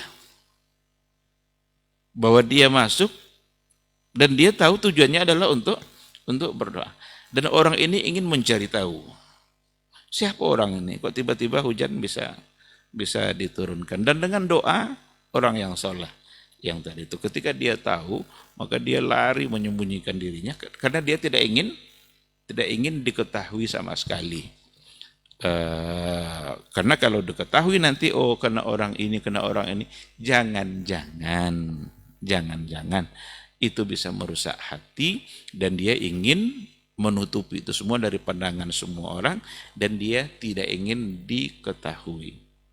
Bahkan dia berdoa kepada Allah, daripada ada orang yang tahu dengan keadaan saya, maka kalau seandainya mati itu lebih baik bagi saya, matikan saya ya Allah. Dan ternyata memang dia ditakdirkan wafat sebelum diketahui oleh orang yang tadi itu. Nah, begitulah orang-orang terdahulu dalam menjaga hati dan dalam semua hal, apalagi dalam berinfak, dalam beribadah dan lain sebagainya. Kita memang tidak pula bisa menghukumi hati seseorang. Setiap dia melakukan ini lalu kita hukumkan itu syahwatul khafiyah, tidak bisa juga. Karena hati itu ya Allah yang tahu, dan dia sendiri yang melakukannya, yang mengetahui hakikat yang ada di hati dia. Cuma kita bisa mengingatkan ini adalah pintu bagi syaitan untuk merusak niat. Karena kecenderungan zaman sekarang ini adalah zaman di mana kita memberitahukan ibadah kita kepada orang lain. Belum jadi baca Quran lagi itu udah dipoto dulu Qurannya itu. Saat ngambil mushaf itu dipoto dulu tuh. Nanti dikirim di Facebook. Pas bangun malam, belum sholat lagi, baru bangun aja udah mulai dikirim di Facebook. Alhamdulillah bisa terbangun. Sekali lagi, kita tidak menuduh mereka langsung dianggap tidak ikhlas. Tapi ini pintu bagi syaitan. Karena nanti sekali 1 jam ditengok like-nya tuh. Ada like-nya, ada yang setuju, ada yang suka atau tidak. Nengok like sekali 1 jam itu sudah mulai ada bermasalah. Kenapa harus ditunggu-tunggu orang suka atau tidak suka dengan amalan yang kita lakukan? Nah, oleh karena itu amalan itu memang harus untuk Allah, karena Allah yang akan membalasnya. Ketika kita berikan amal kita untuk selain Allah atau tujuan-tujuan yang lain, syuhra, sum'ah, bagaimana bisa terkenal, dia menjadi orang yang tersohor, itu semua bisa akan merusak amal, dan Allah pun tidak lagi mau memberikan balasannya kalau seandainya amal itu bukan dilaksanakan untuk dia, tapi karena ada asyahwatul khafiyah. Jadi saya bicara dari sisi ini tidak lebih kepada riasahnya, karena saya kira untuk riasah tadi sudah cukup luas disampaikan oleh guru kita. Beberapa hal barangkali yang perlu dilakukan agar terhindar dari syahwatul khafiyah. Yang pertama, memang beramallah, berbuatlah apa saja, tapi selalu untuk Allah. Baik saat kita sendiri ataupun saat kita bersama-sama, kalau kita berbuat untuk Allah, maka kualitasnya akan sama. Tapi kalau berbuat untuk orang, pasti akan berbeda kualitasnya saat kita sendiri dan saat kita bersama-sama. Saya ingat kisah Umar bin Al-Khattab ketika mengganti Khalid ibn Walid. Dalam Khalid bin Walid itu adalah panglima perang yang kalau berperang menang dia. Adalah kekhawatiran Umar bin Al-Khattab akan terjadi nanti apa yang disebut oleh orang sekarang itu dengan kultus individu. Ini jangan-jangan terjadi kesyirikan nanti. Jangan-jangan Khalid ini sudah dianggap sebagai satu tokoh yang tak terkalahkan, dia menang karena kekuatan dia, bukan lagi karena Allah. Ada kekhawatiran Umar dari sisi itu. Kalau begitu Khalid mesti diganti.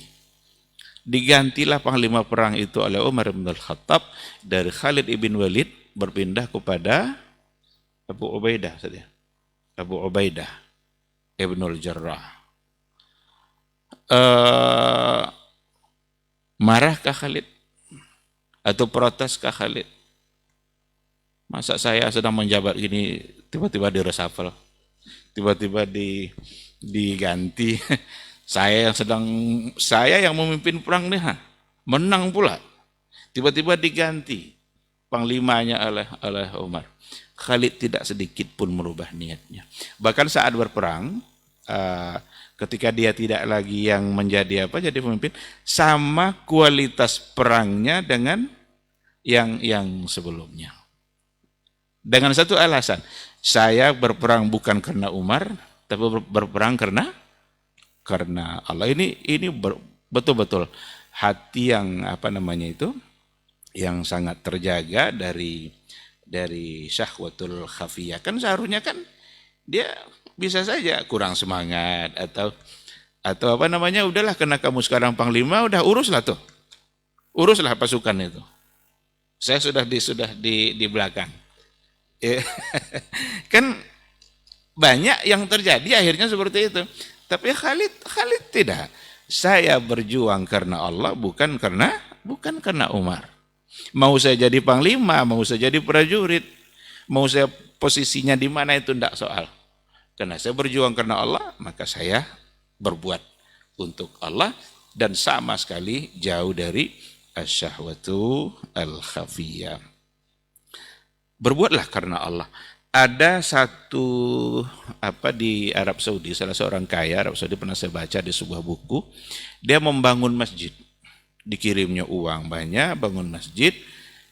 Diutusnya lah seseorang untuk mengurusi proses pembangunan masjid sampai masjid terjadi. Udah jadi bangun itu, udah sangat indah sekali. Orang menyebut masjid ini adalah masjid si fulan yang tadi mengurus pembangunan itu. Bukan masjid dia. Dilaporkan oleh orang. Itu masyarakat yang tahunya orang tahu masjid itu punya si fulan, bukan masjid kamu. Apa katanya? Enggak soal saya. Allah tahu kalau itu adalah yang membangunnya si fulan, dia itu hanya sebagai wasilah untuk membangun. Ini enggak mudah ini yang seperti ini. Orang inginnya memberi jumlah sedikit saja itu harus berkuar-kuar untuk harus disebutkan nama dia. Tapi kita tidak juga menuduh orang-orang yang menyebutkan nama dalam berimpak itu, kemudian dia tidak ikhlas. Itu bukan ke sana. Jangan nanti dilarikan, dipahami dalam hal-hal yang lain. Enggak menuduh seperti ini. Ini persoalan hati yang memang hanya dia yang tahu, hanya Allah yang tahu. Jadi kata dia, Allah tahu siapa sebenarnya yang membangun masjid itu. Kalaupun masyarakat tahunya adalah wakilnya tadi, karena dia terus yang muncul. Sebentar-sebentar datang dia. Yang asli tadi, yang punya uang, tidak pernah muncul kecuali pada bagian akhir ketika masjid sudah selesai. Tapi satu keyakinan, Allah pasti tahu siapa sesungguhnya yang membangun. Ini gambaran-gambaran dari orang-orang yang terbebas dari asyahwatul khafiyah, dan nampaknya memang berat. Maka Rasul mengkhawatirkan. Kalau mudah terhindar dari syahwat khafiyah, mungkin Nabi tidak akan begitu mengkhawatirkan. Tapi ketika Nabi mengatakan atakhawwaf atau akhwafu ma akhafu, ada lagi satu riwayat, akhwafu ma akhafu ala ummati asyahwatu al-khafiyah, yang paling dikhawatirkan justru adalah syahwat yang tersembunyi. Karena tersembunyinya itulah yang membuat orang menjadi khawatir. Kalau sudah terang-terangan itu tidak lagi namanya syahwat khafiyah. Ini tersembunyi. Dia berbuat baik tapi di balik itu ada tujuan. Dia melaksanakan satu amal saleh tapi ada yang tersembunyi dari tujuannya.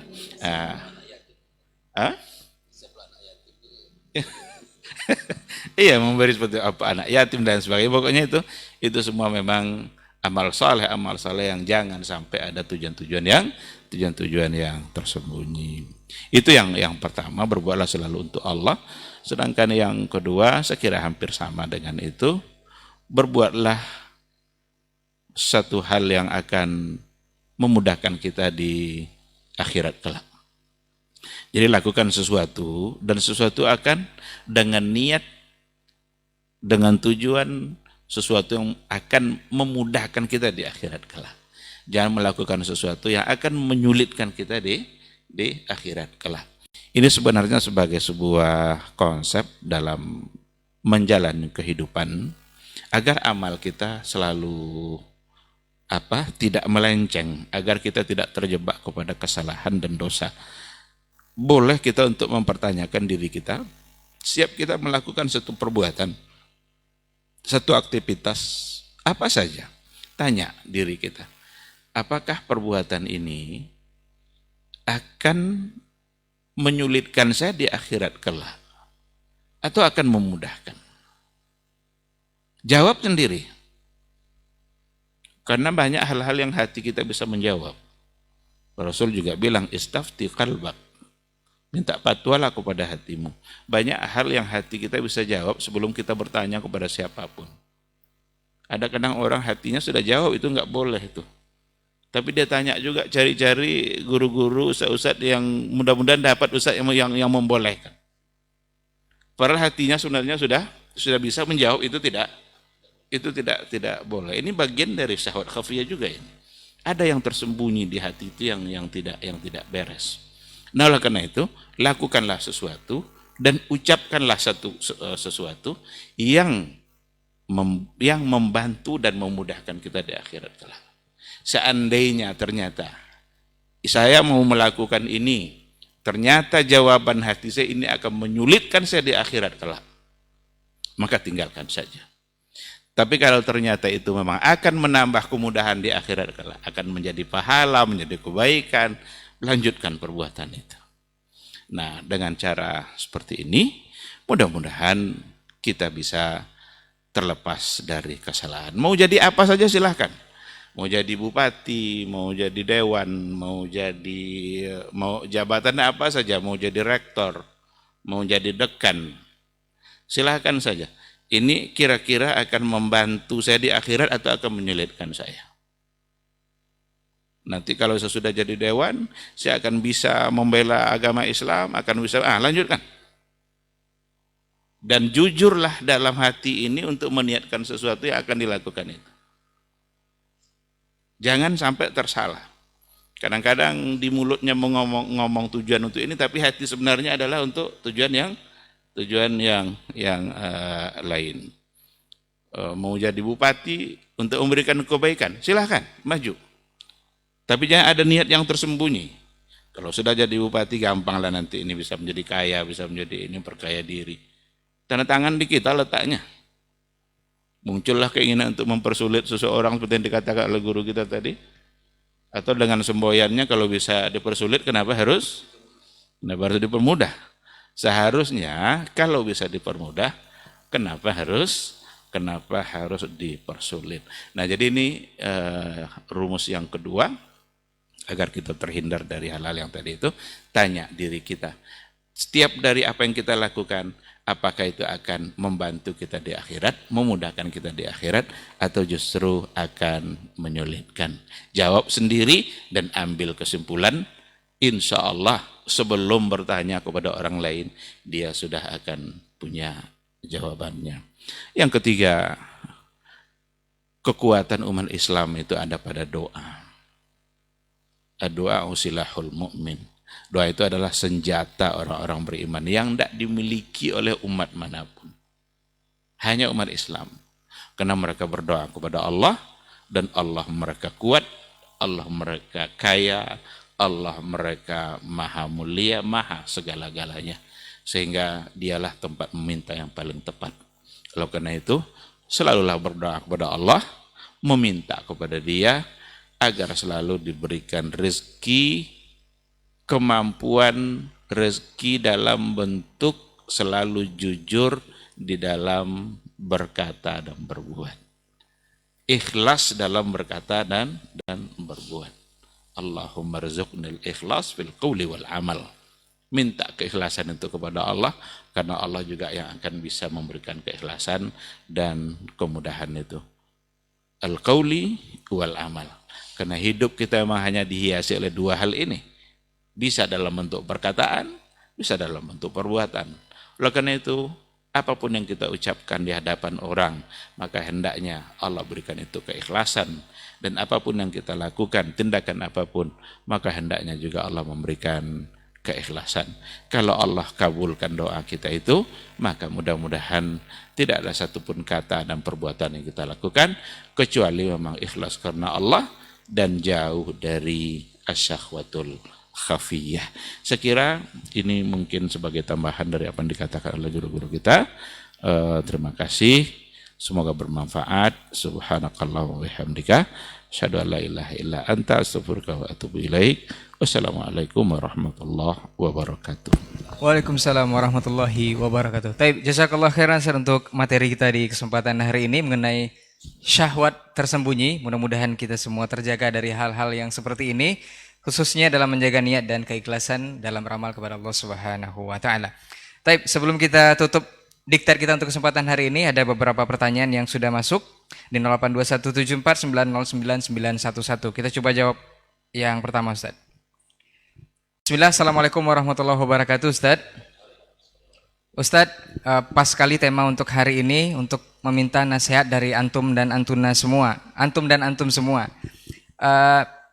Bagaimana nasihat antum untuk penggiat dakwah yang ramai selalu ingin tampil di depan, bahkan lupa esensi dalam menuntut ilmu itu sendiri. Tak jarang juga mereka berselisih dengan sesama penggiat media dakwah. Dan apakah masuk dalam tema kita hari ini, Ustadz, seorang ustadz atau tokoh agama terjun ke politik dengan niat untuk memperbaiki umat dan berdakwah di parlemen dengan kekuasaan? Jazakallahu khairan, Ustadz. Nah.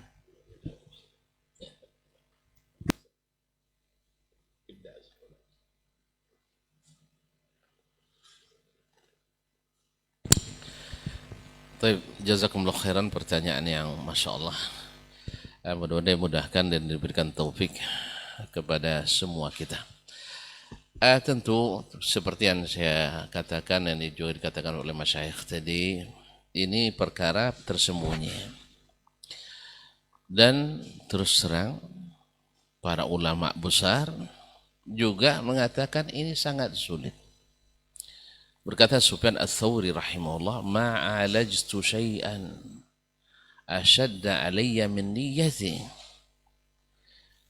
Tidak pernah saya berusaha menyembuhkan sesuatu penyakit yang lebih sulit dari dahsyat daripada niatku. Kadang-kadang fa innaha marratan li wa marratan alayya. Kadang-kadang dia bersamaku dan kadang-kadang aku dikalahkannya. Yahya bin Mu'adz Ar-Razi rahimahullah juga menyebut hal-hal yang sama. Dia mengatakan masalah niat, fa innaha tataqallabu alayya. In aghlaqtu 'alayha baban fahtahat abwaban ukhra. Dalam riwayat lain dia katakan fa innaha ta'ti bi alwanin mukhtalifah. Dia datang dengan apa? Warna-warna yang berbeda. Kalau satu warna aja datang riya itu Masya Allah, kita dah hafal. Tapi warna riya itu banyak. Ya, banyak warnanya. Ada hijau, ada kuning, ada biru, ada merah, ada orange, ada dan sebagainya. Banyak pintu-pintu warna-warnanya datang pada kita. Oleh sebab itu kita tidak bisa selamat kecuali dengan Allah Tabaraka wa Ta'ala. Maka para ulama juga menyebutkan ketika menyebut asyaut al-khafiyah seperti Ibnu Qudamah tadi dan juga Imam Al-Qurtubi rahimahumullah jami'an, satu memang al-luju'u ilallah. Kita betul-betul memohon kepada Allah, sebab siapa yang bertawakal kepada Allah, beriman kepadanya, yahdi qalbah. Allah yang membimbing hatinya. Dan kalau kita sudah dapat yahdi qalbah, Allah yang membimbing hati itu, insya Allah. Maka al-luju ilallah. Yang kedua adalah zuhud fi dunia. Yaitu dunia hanya sekedar jembatan bagi kita. Yang nama jembatan itu dipijak, jangan dijunjung. Kalau ke jembatan taruh atas kepala, runtuh kita. Tapi jembatan harus selalu di bawah. Dunia ini sesuai dengan namanya, dunia di bawah. Tapi kalau kita junjung, itulah akibatnya. Banyak orang terbalik gara-gara itu. Jembatan dijunjung, ya Ustaz. Orang di atas pada berserakan semua. Saudaranya, kerabatnya, sahabatnya, bahkan gurunya. Hancur dibuatnya, berjatuhan. Gara apa? Karena dia menjunjung tinggi dunia, jembatannya. Yang ketiga, bahwa ingat, pujian manusia tak ada yang menyelamatkan kecuali pujian bil haqq, pujian yang hak. Dalam ayat wala tahsabanna allazina yuhibbuna ayyuhmadu bima lam yaf'alu fala tahsabannahum bimafazati minal azab. Jangan sekali-kali kalian menyangka orang yang ingin dipuji dengan sesuatu yang sebenarnya dia bukan melakukannya. Ya, bahwa mereka selamat dari azab. Dah. Maka ingat, kita dihadapkan di antara dua pintu. Pintu nikmat, masuk surga, atau pintu azab, masuk neraka. Sebab terpeleset sedikit, masuk ke kiri. Salah mengetuk, masuk ke kiri. Tapi kalau kita istiqamah, insya Allah pintu kanan yang akan kita masuki. Makanya pujian manusia sangat kecil. Tapi pujian Allah lah yang kita harapkan. Oleh itu, dan ingat, kalau Allah sudah memuji, Allah sudah memuji, otomatis kita akan dipuji. Lihat pelajaran berharga bagi kita Nabi SAW. Dinamakan orang yang muzamman, tercela, orang hina. Hina dia tidak hina. Disuruh menghapus namanya Muhammad Rasulullah, tidak, Muhammad bin Abdullah, dia hapus. Tetap Rasulullah SAW. Dituduh memecah belah umat. Ternyata beliau hasilnya menyatukan. Dituduh ini dan sebagainya. Tidak. Maka kita yang menentukan kemana arah kita. Demikian juga dalam medan atau di media dakwah hari ini. Subhanallah, memang ujian kita besar. Ya, lihat postingan kawan sejam sudah 1000 orang. Postingan kita dah setahun hanya 100 tidak sampai. Ya akhir. Sesungguhnya yang antum cari itu kuantitas atau kualitas. Lebih baik, saya akan selalu ibaratkan, antum ibarat nanam sawit. Sekali panen 1 batang 200 kilo. Tapi 100 batang sekali panen 200 kilo. Antum pilih yang mana? Anda pilih yang sebatang ini. Bermutu, berkualitas. Ya. Dan yang selanjutnya, yang keempat, ilmu. Harus selalu berada di jalan ilmu. Karena majelis ilmu ini yang selalu mengingatkan kita. Ya, karena kita selalu ditazkirahkan. Makanya duduk kita bertiga ini Ustaz, ya, sebenarnya saya ingin mendengar peringatan antum kepada saya. Antum juga butuh kayaknya diperingatkan. Kita semua belum. Ya, kita sering terlupa, abai, lalai. Lalu jumpa dengan kawan, subhanallah. Subhanallah, beliau sudah berbuat banyak. Awak apa yang Ustaz buat? Saya setiap melihat buku Ustaz Dr. Helmi, awak yang berencana, dia yang buat. Coba bayangkan, ini bukunya luar biasa ini. Ya, padahal saya sejak di Madinah merencanakan buat buku seperti itu. Tapi dia lebih kuat dari saya, Masya Allah, tabarakallah. Buat artikel-artikel, kalah sama Dr. Hidayat. Untung dia selalu ingat ke saya, jazakallah khair. Ada banyak jurnalnya. Kayaknya lebih duluan profesor pada kita. Tapi tidak apa. Dia ada dikukuhkan nanti. Pasti orang bilang, teman siapa? Teman Ustaz Asman. Tidak kan keluar dari situ. Walaupun dia putuskan, pokoknya nomor saya dihapus nanti. Tidak bisa hilang. Tetap kawan Ustaz Asman. Jadi ini yang harus kita inikan. Sampai ada seorang ahli dakwah, saya lupa namanya, dari Mesir. Syekh Muhammad Syarif Yaqub atau selainnya. Dia mengatakan, orang ikhlas itu tidak mengandung syahwah khafiyah dalam dirinya. Dia tidak peduli. Ini kebaikan ini dia lakukan si fulan, si allan, fulana, allana, atau saya sendiri. Baginya, yang penting kebaikan menebar dimanapun. Yang penting urusan umat lancar dimanapun. Tidak perlu apakah nama saya ada di situ atau tidak. Tapi saya harus tetap bersama orang-orang yang memikirkannya. Kadang-kadang kita memikirkan, orang yang mengaplikasikan, dan yang lain pula yang menuntaskan. Ya, kita rapat dulu masih ingat ya, bahwa sesuatu yang besar direncanakan oleh orang-orang hebat. Kemudian dilaksanakan oleh orang-orang ikhlas. Dituntaskan oleh orang-orang yang sabar. Yang sabar ini panjang napasnya. Oleh sebab itu saya anti tergesa-gesa dalam menyelesaikan masalah. Saya tidak pernah ingin, harus selesai di masa saya, tidak. Tapi saya sudah ikut merencanakan, ikut memikirkan, ikut punya ide. Kadang kalau bisa, ikut membiayai langsung. Kan lebih baik lagi. Nah, cuman masalahnya itu dah comel-comel kayu terusnya saya tidak pernah jadi lah. Nah, jadi oleh sebab itu mungkin orang lain yang akan melaksanakan ide itu. Ini ya ide gudang sosial sampai hari ini belum terlaksana Ustaz ya. Dah lama. Saya sudah sejak kuliah saya sudah sampaikan. Cuman dulu ada ibarat mancing, dulu ada yang menggotu nampaknya. Yang serius nanya ada, cuman yang menggotu yang ngono belum lagi. Terkelucu terus masih. Jadi sebab itu ini barangkali yang mungkin bisa kita sampaikan khususnya untuk saya sendiri.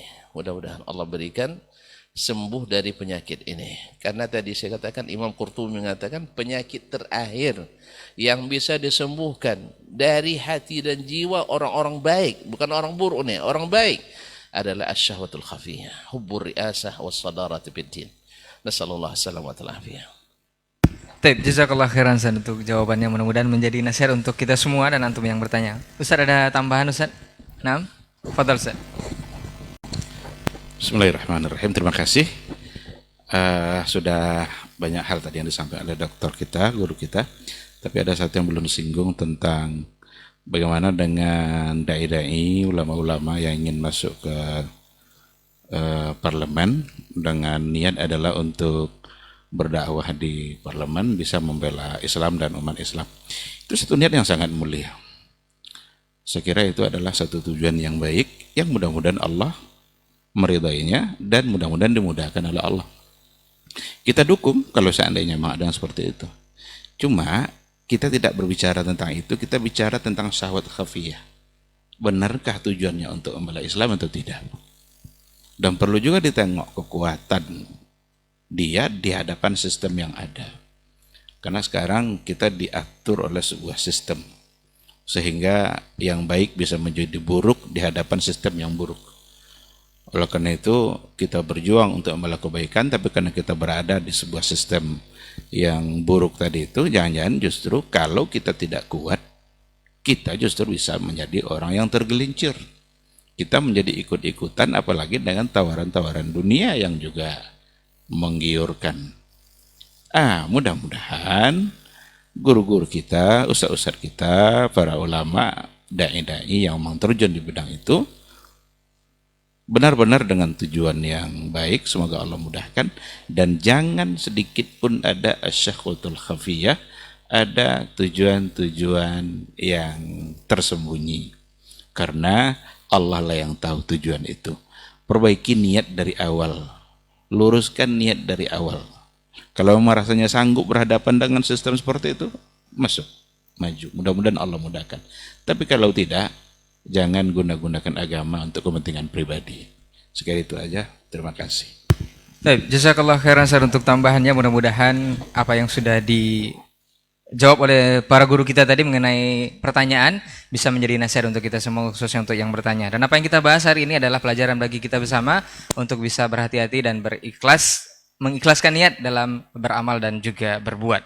Insya Allah pekan depan kita akan bersama lagi dengan tema yang berbeda. Naam, Ustaz.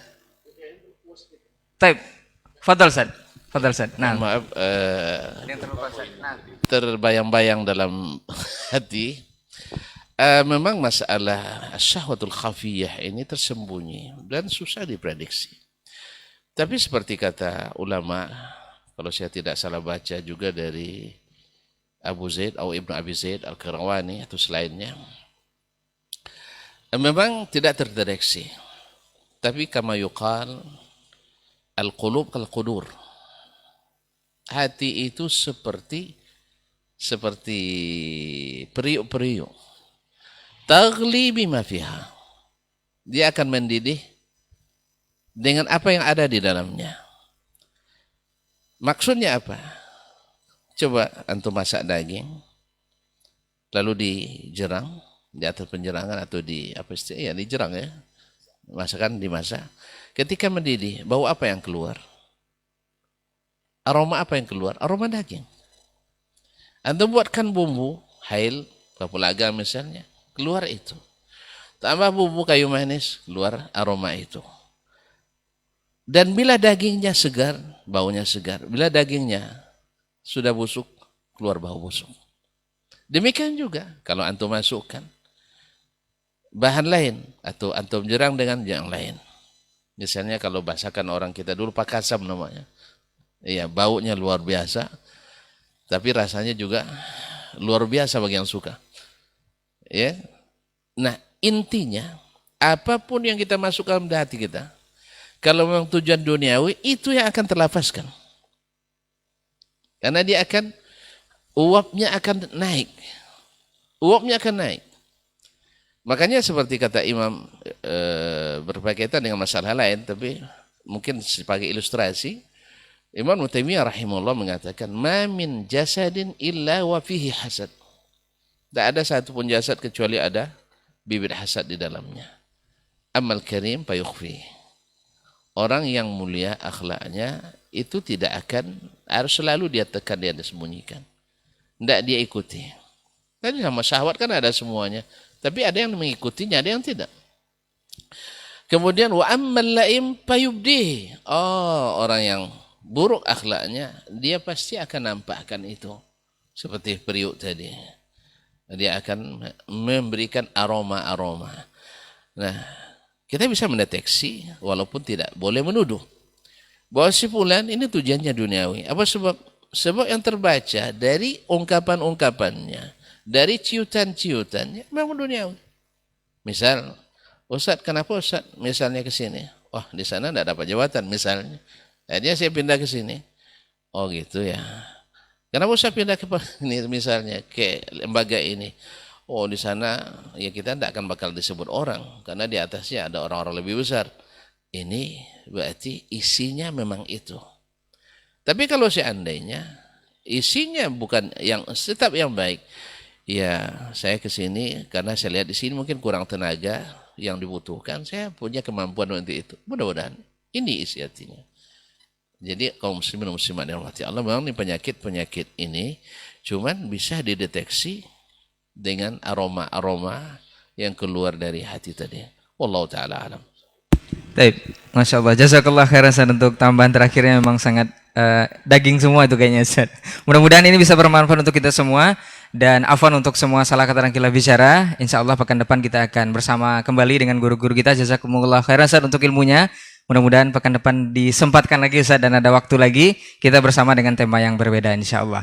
Kita tutup dengan doa kafaratul majelis. Subhanakallahumma wa bihamdika asyhadu an la ilaha illa anta astaghfiruka wa atubu ilaik. Wassalamualaikum warahmatullahi wabarakatuh.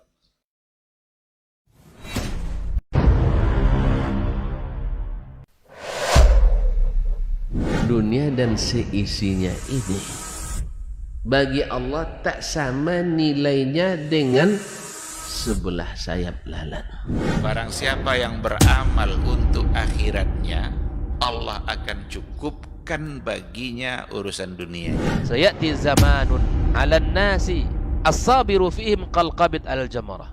Akan ada satu masa di akhir zaman yang berpegang teguh dengan agamanya seperti orang yang sedang memegang bara